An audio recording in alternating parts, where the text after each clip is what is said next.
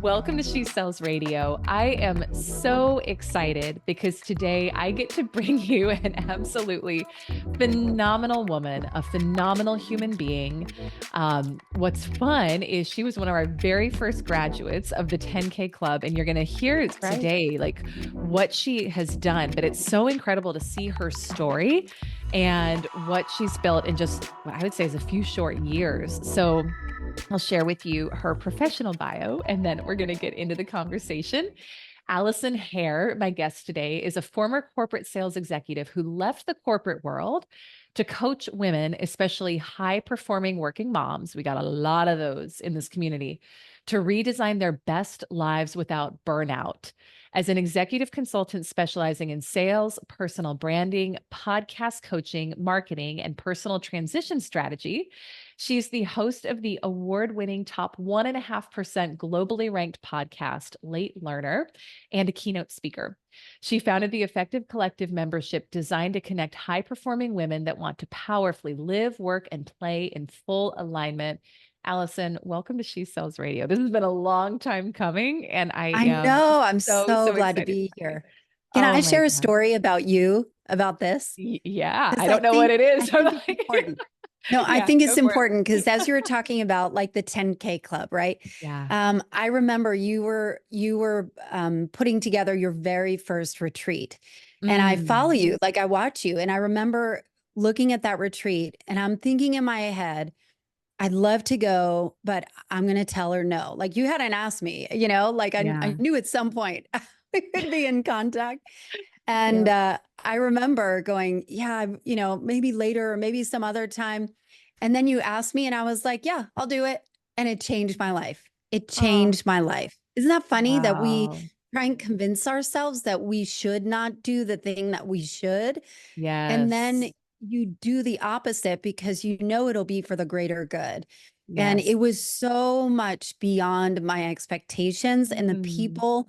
I'm still in contact with the people from there, but you really do Wow. put together an amazing community. And I thought Oh, it would be worth sharing because that was very pivotal in my mind of just, oh, like you're always becoming, right? You're always yes. becoming the next version of, and you played a pivotal part in it. So thank you. Oh my gosh. Thank you for sharing that. It's so funny. This morning, I was thinking about our interview and I thought about, for some reason, that I remember you had said that about the retreat, and that popped in my mind. And I was like, oh my gosh, that feels like a million years ago. It wasn't, it was just a few short years ago.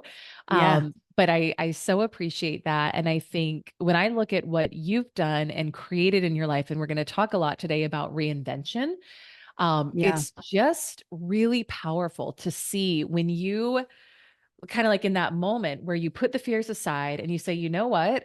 I'm going to do the thing that I would do if I was at the end result, right? I'm going to put the money objections aside, the time objections behind, maybe age objections behind. A lot of women have stories or men have stories about I'm too old to do this. It's too late. I'm too far behind. I don't have the money. I don't have the resources. And we just say yes and get ourselves in the room or launch the thing and get ourselves out there. Like, it's like, what would have happened if we hadn't said yes to those things? So anyway, I say all of that to say, I would love if you could share a bit of your own story around reinvention. So someone can hear your bio and hear like corporate sales executive, top performer, right? Crushing it. And you've completely reinvented your life in just a couple short years. So maybe share a little bit about what that looked like, what the story was behind that. And then we'll pull out some pieces that are going to help anyone who's really ready for their own reinvention. Sure. Thank you for asking. Yeah. So I think when I was a teenager, I was raised by a stay-at-home mom of six children. And Mm. she used to tell me and my sisters, Allison and my sisters, never rely on a man to make money. Always make your own. And so I heard that so much, it was beat into my head Mm. because she did not make that choice. And I don't feel like when my parents divorced, she didn't have options. Mm. She didn't, and there's no judgment around being a stay-at-home mom. I just feel Yeah. like she was looking to us to kind of change her story. And so I took that And I became a complete workaholic, and I worked in very male dominated spaces, was the high income earner. I was never, ever going to be left in a place where I didn't have money. I didn't have opportunity. I was stuck. My mother ended up dying sick and penniless, really, and just was chronically ill, very overweight, and I think a lot of untreated depression that lasted her whole life. And I took that as like, well, I'm going to go the opposite direction. Sometimes we look at our parents and we're like, I want to be just like them. And some are like, I'm out. I'm in the opposite Yeah. direction. Yes. And so I would work and work and work, and was really proud of like the strong work ethic. And my father was also a workaholic and an international man. He was from Lebanon. He's still from Lebanon, but he would travel all around the world. And so I felt like my life was trying to prove to my mom and to my dad and to myself that I could do all the things that my mom wished she could have done. And I got to the point where I have a degree in broadcasting. When I was younger, all I wanted to do is be on the radio. And at every opportunity in my life, I had the creative thing, and then I had the stable money thing. I always picked the stable money thing and said, the creative thing, I'll just do it on the side. It'll just be for fun. But that creative side kept getting louder and louder. And I also think it's interesting to note that I had convinced myself that the creative thing would not equal money. And so the answer was always money, right? Like money, stability. If I have money and stability, I can deal with the rest. And so I did earn the trips and did all the sales incentive trips, and had a really, I guess, impressive career on paper. But I found that the more I got deeper into it, the more I felt I was completely out of alignment, and that all of these creative things kept coming up and coming up and coming up, where it felt like the mask that I was wearing at work was like trying to come off, and I couldn't figure out how to keep it on. And what that looked like was being exhausted, was not feeling like I don't know if it was cared, because I desperately cared about my job because I wanted to keep it. I wanted to do really well, but it didn't come as easy to me as maybe some of the creative stuff, like the podcasting and speaking and things that I felt like I was born to do, but just was not giving it a voice, all puns intended. And so connecting with you and connecting with what would it look like? And I remember at that retreat that truly was life-changing. My goal for that year, that the coming year, because it was December, was to leave my corporate job, and I did. And you kind of set the boundaries for that, but I had no idea what I was going to do, and and I ended up leaving on purpose without a plan, which I don't recommend. But I think I got to the point of like truly profound burnout, where it was really impacting my health, my mental health, my physical health. And I had to find another way. And I knew somewhere deep down that I had enough gifts and talents that I could pull it together somehow, if I could just have the time and energy to focus on it. So I ended up leaving. I did a whole bunch of crazy stuff. Like I would do 12-hour walks, and I would do solo overnight hikes, and I would climb the tallest peaks of some of the mountains that I had never experienced before, and would do like psychedelic assisted therapy. Like I was just in it, right? Like I needed to get to the bottom of burnout.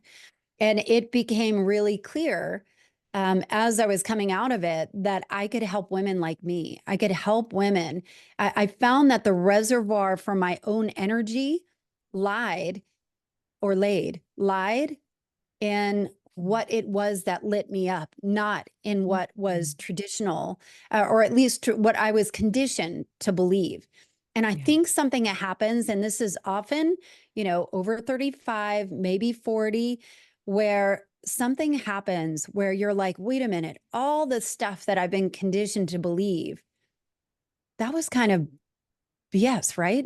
Yes. Where you're like, wait a minute, I don't understand that I've checked every single box, but why am I not happy? So you feel guilt and gratitude. Like it's not like you're not grateful for it, but you feel this sense of guilt and shame of like, why can't this be enough?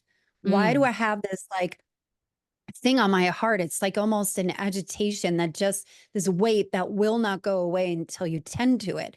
And yeah. I found that the opening was truly like, where do you find your energy and what is it that lights you up? And kind of giving a little bit more of a platform to that opens up everything for you. So I Mm. did end up coaching, and I thought like, well, maybe I'd want to take people on retreats and kind of do some of the crazy stuff that I did, but I could facilitate these events. And I realized, wait, I don't, the retreats are one thing, but I really want to help people long term. I don't want them to go on a retreat and come back and then feel like, all right, I've got it all. Like I wanted to help people. So the retreats are part of a program, Yeah. that I'm working with people to help them kind of live a more fulfilled life without blowing up their life, unless they want Oh to. gosh. Oh my gosh. I'm sitting here taking so many notes on what you're saying, and it's so fun to hear your story because there's so many commonalities in my own story as well. And I think for many of us, we have this kind of wake up call, and it does tend to happen. Not always. It can be a traumatic event. It can happen later in life. It can happen early in life. But I think for a lot of people, it is somewhere around. I can't believe that this is considered midlife. I don't feel like I'm midlife, but I think technically that's what it is. And for me, it was age 35. And I remember it was based on reading a book by Bronnie Ware, The Top Five Regrets of the Dying. And Hmm. have you read, are you familiar with the book? No, but I'm familiar with the Oh, concept. Yeah. yeah. And it's very aligned with what you teach and do in your community. But yeah, hospice care workers sat on people's deathbeds, and she said there were five common regrets they all shared. And the number one regret was, I wish I had had the courage to live a life true to me rather than what everyone else expected of me. Yes. And whoa, like that for me was such a wake up call because I looked around and it was exactly the same as what you said, where you look and you're like, okay, things are good. And I think probably many of our listeners might resonate as, driven, ambitious, high achieving women and men who are listening, where things in your life are probably good by a lot of people's standards. Maybe they're not, but probably for most listeners, you could say, yeah, my life is good. But where's the wow? Like, where's the pizzazz? Where's the like, oh my gosh, my life is amazing that I thought it was going to be?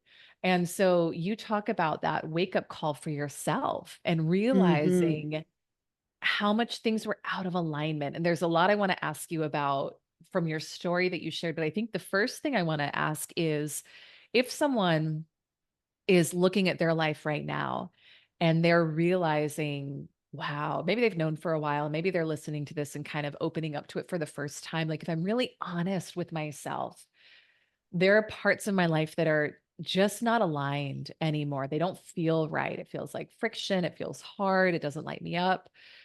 There can be a lot of fear in looking at that Hmm. and being open to making changes. Where does someone start with that? Where do they start? I'm going to say something a little controversial. It may be I love it. controversial. I Do have a it. little bit of a beef with the personal development industry. Mhm. And what I believe is that when we consume ourselves with so much of pathologizing, I have imposter syndrome. I deal Mm, with like labeling it, where I do think there is a lot of freedom and liberation and perhaps putting a name to it, but the consumption of it, I believe, keeps us sick. Because what mm, I know about your listeners, and I know this without a shadow of a doubt, there is nothing wrong with you. You are not broken. And yes. so you're not doing things wrong. You have just simply outgrown your container. And Mm, so what it looks like when you've outgrown your container is it may feel squished. It may not, that comfortable sweater just may yeah. not feel like it fits anymore. And part of it is like, I call it fractures of light, where it's almost like you're Mm, in an egg and you see these cracks and you start like, what if I pushed on this crack? And so wow. I think it's really important to not say that, to not assume that something is wrong with you. and Yeah. that you are complete and whole. It's just your soul is kind of asking you, it's time to grow. And what does that look like? And that part is scary. It is scary. And there is a grief. There is a grief that comes along with that. And that grief is completely normal. So I believe. Mm.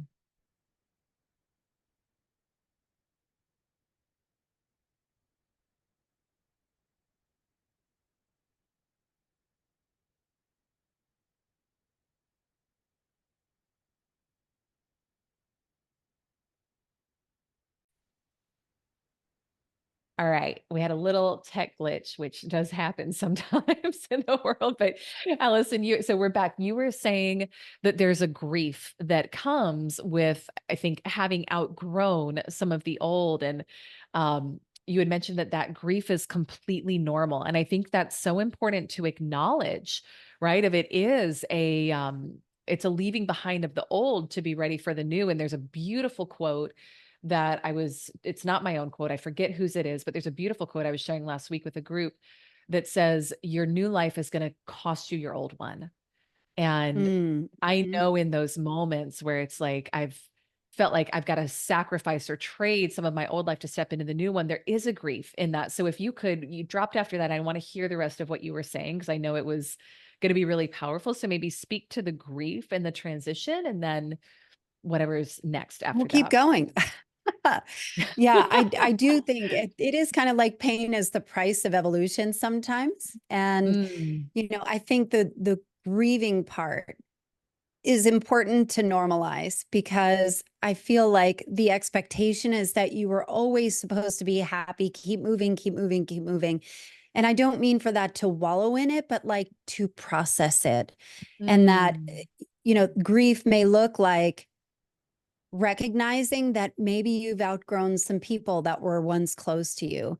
And that could yeah. be a spouse, that could be best friends, that could be business partners.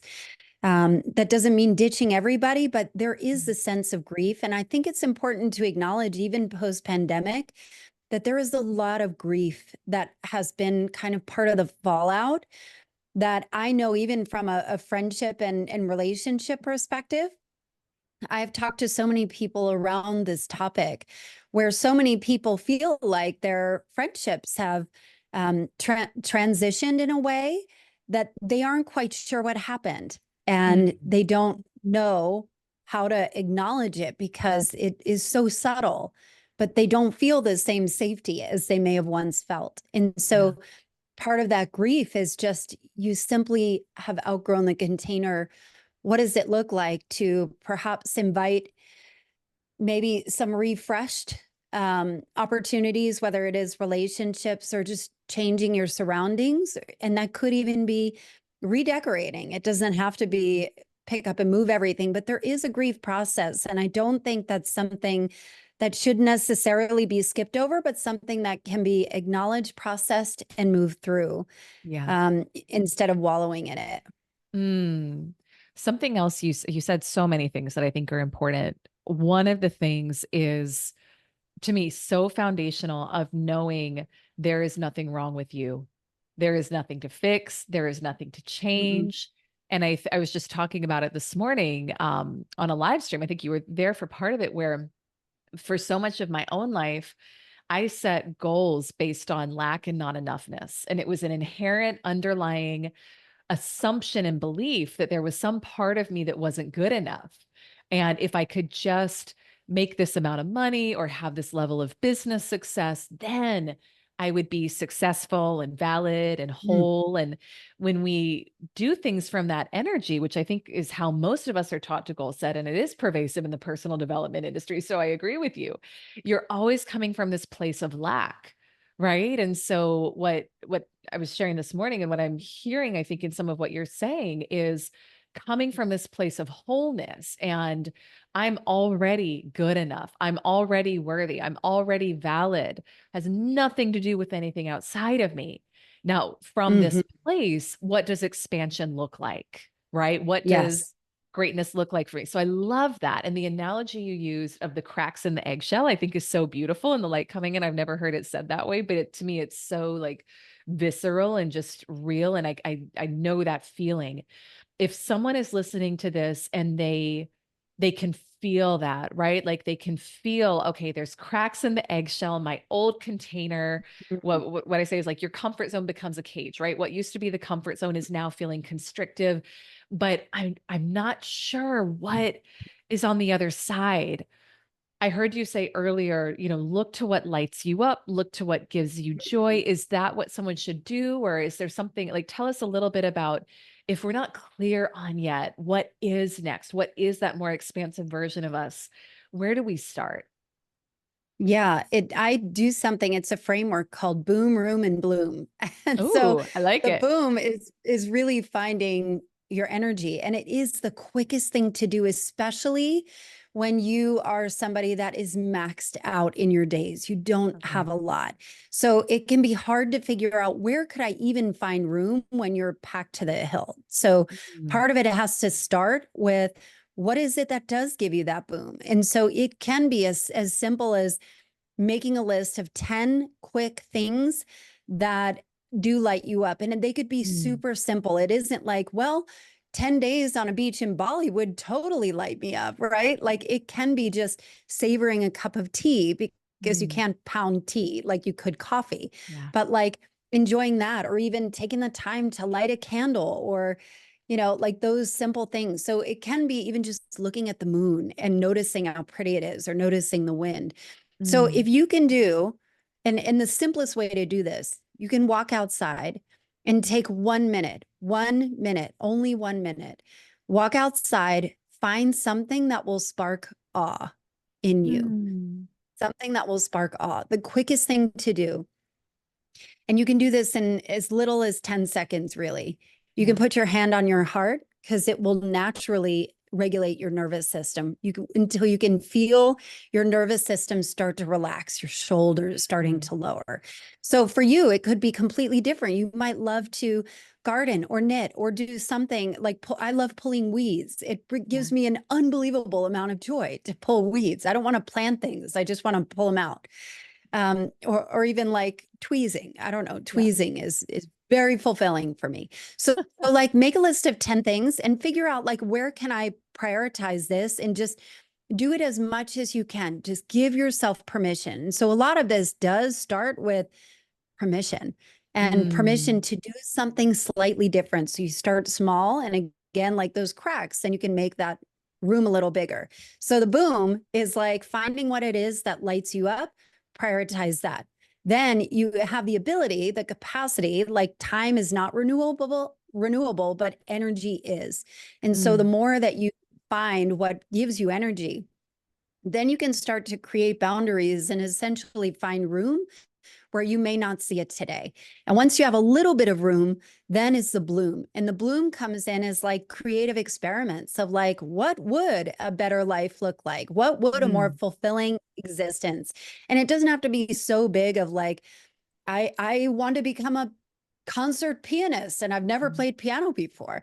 It can be that, but it can be just not getting to Friday where you feel like you are clawing your way to the bed Yeah. on Yes. Friday afternoon. It is just a different state. And so little by little is how you can do it. And it becomes really a creative exploration. So that kind of Mm, circle of that boom, room, and bloom is something that I take my clients through, because sometimes you just need a little bit of sometimes you just need a little bit of permission and an mhm, objective voice to kind of help you, direct you. Because I think where people like us, people that are high performing women that are accomplished out in the world, the thought of making a change is great. But there also may be some perfectionist tendencies that of where to start when you have so many different doors you can go in overwhelms you too much, where you just stop. And so yeah.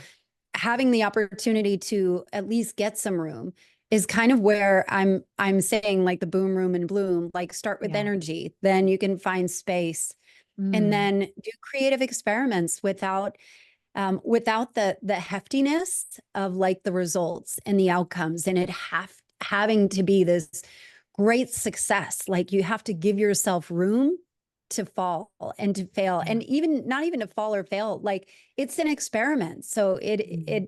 you're playing. So it becomes really like a playground. Yeah. Wow. I love that. I want to ask about, so I was looking at my notes from what you shared earlier. Um, I think this is an important conversation around limiting beliefs of how we make money and what we've been indoctrinated for many of us who may identify as like high achieving, um successful women or men, right? And I know it was so interesting to hear your upbringing and how you dove straight into, okay, what's going to make me money? And that was exactly what I did too. And for me, I used to, like when I was a little girl, I thought I'm super creative, I loved art, I loved singing, I loved dance. And then as I went into the business world, it was like, if it couldn't make me money, it didn't matter. I didn't put time into it. I didn't think it mattered. I didn't invest any energy into Hmm. it. Yeah. And I kind of stopped believing that I was creative for a long time. And I would even say things like, oh, I'm just not very creative. I'm not that imaginative.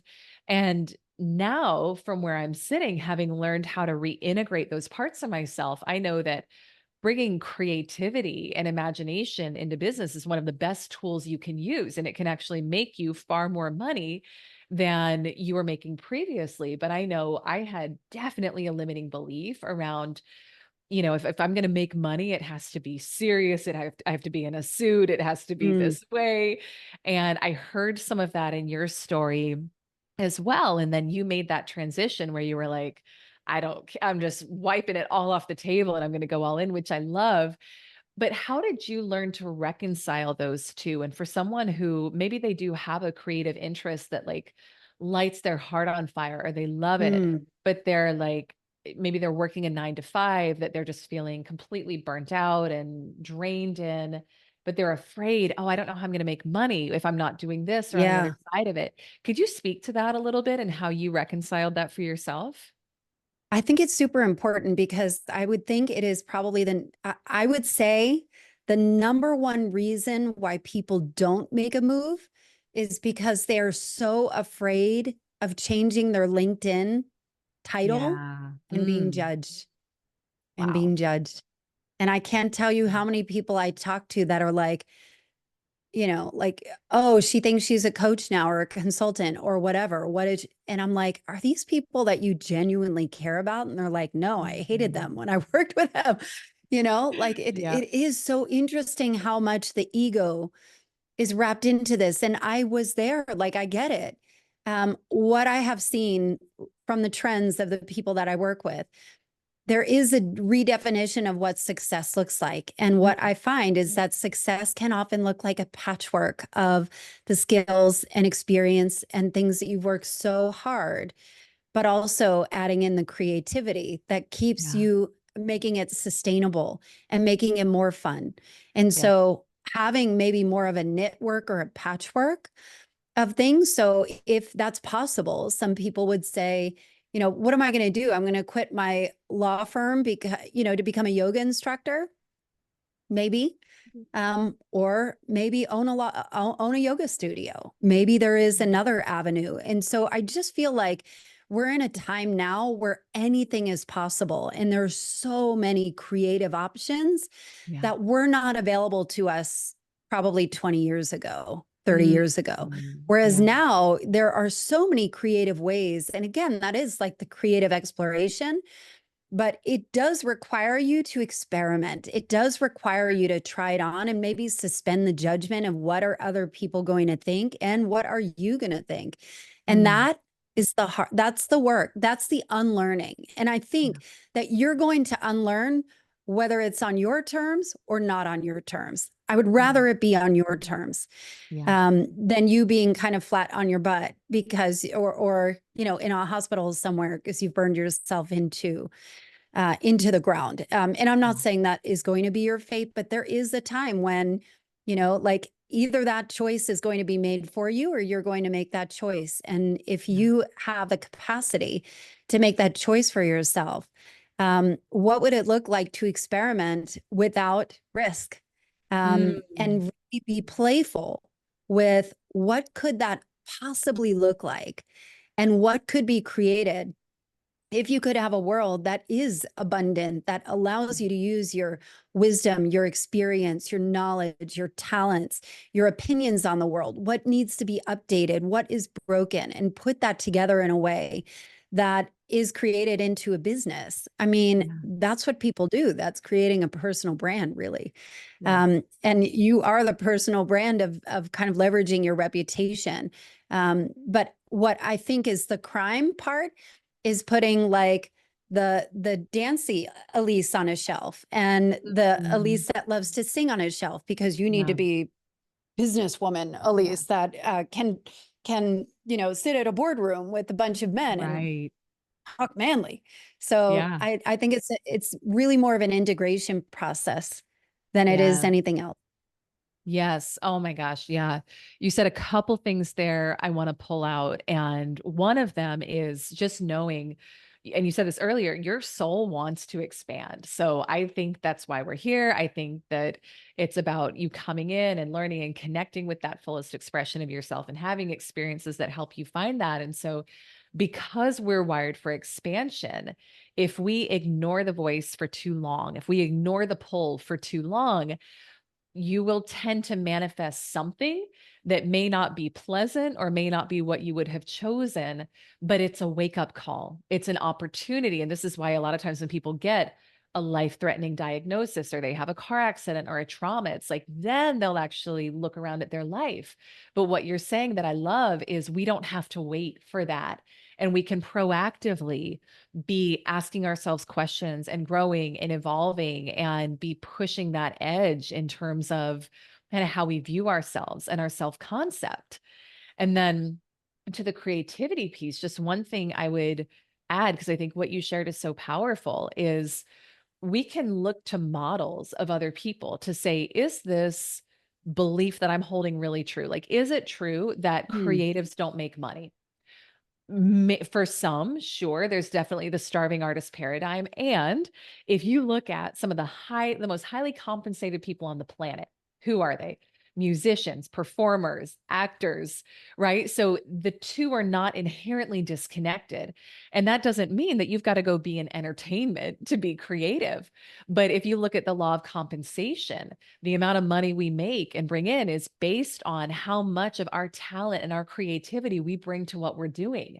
So if you're checking the box in a corporate job, just like taking mechanical action, fulfilling a job description, you're leaving behind so many of your gifts and talents on the table. So you're not nearly maximizing the amount of money you could be making if you brought all of you to that, whether that looks like a promotion in the company, whether it looks like you starting your own company. And I know when I kind of shifted that belief in myself. Like I make way more money now being creative, bringing that energy into our business than I did when I had a belief of, oh, you can't make money that way. So I just think that's so powerful because for a lot of people, when they look into what lights me up, what brings me joy, there is going to be probably an element of creativity or things they used to love when they were kids that they've put to the side or said, oh, that's not practical or I can't Mm. make money. But what I love that you're sharing is even if it's not doing that exact thing, what are the elements of it? What are the attributes of it? And how can you start to bring that into the fold, into like that patchwork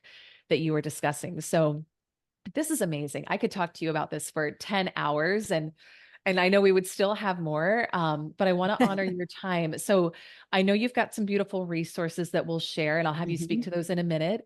Let's just wrap with, I think, maybe one final word of advice before you share that. One final word of advice. If you think back to Allison kind of before your reinvention, when you were feeling that pull, but maybe feeling fear, feeling self doubt, feeling worry about leaving behind those things that are known, what would you have told yourself then that you needed to hear that maybe someone in that same space could be benefited from?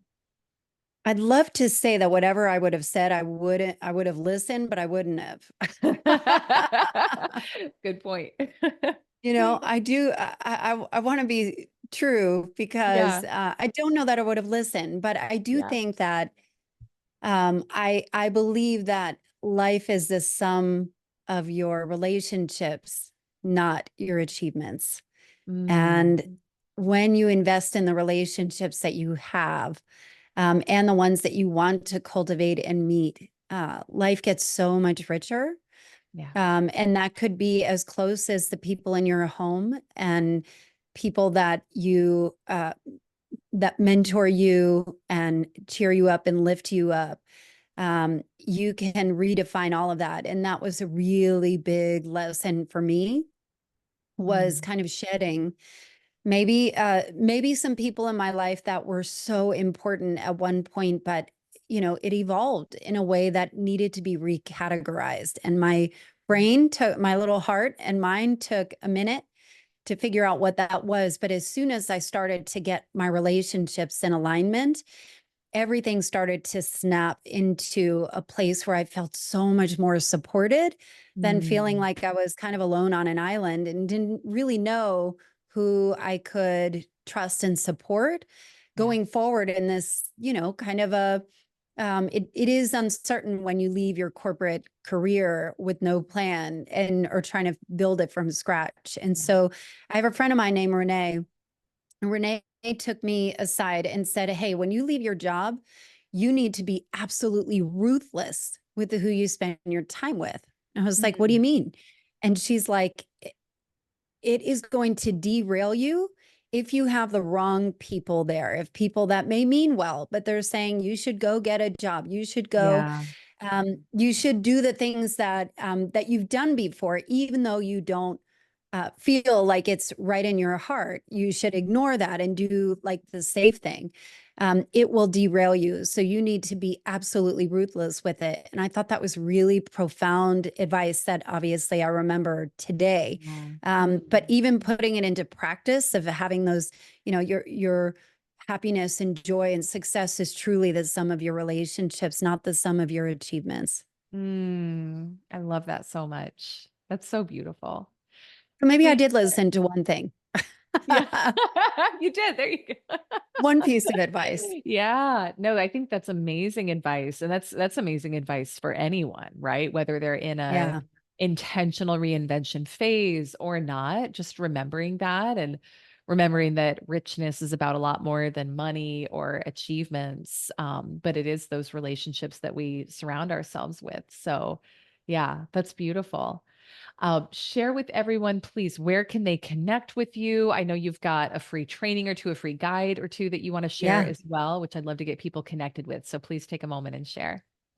Thank you so much for that. You know how I was talking about the boom, like what makes you Yes. boom? I've got a free download, a free resource that has 40 different ideas, but also a worksheet for you. It's super simple. So if you are busy and just need a little bit of thought joggers, it's the perfect way to do it. You can go to AllisonHare.com, hair like the rabbit, two L's and an I, ALLISON, hair.com/energy.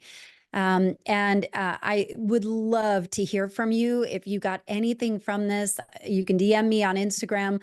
I always love to hear from Elise's people and our audience. They're always the best people. Mm, And my podcast, Late Learner, I have 200 and I don't know, 30 episodes now. mm, Has been an esteemed guest on it. mm. I probably need to have you back on.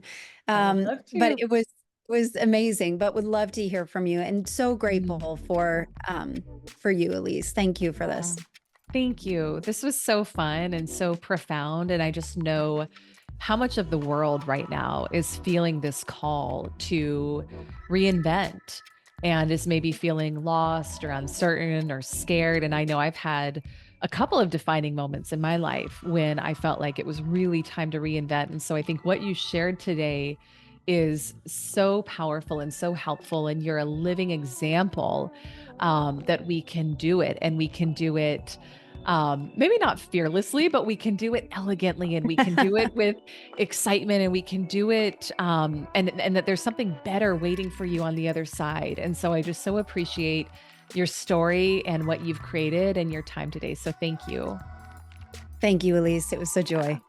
Oh my gosh. All right. Well, to you, my listener, I know you Yay. enjoyed this episode. This was such a beautiful conversation. Go connect with Allison online, grab her download. We'll link everything in the show notes. As always, I'm so grateful for you being a listener of She Sells Radio. We'll see you on our next episode. Bye for now.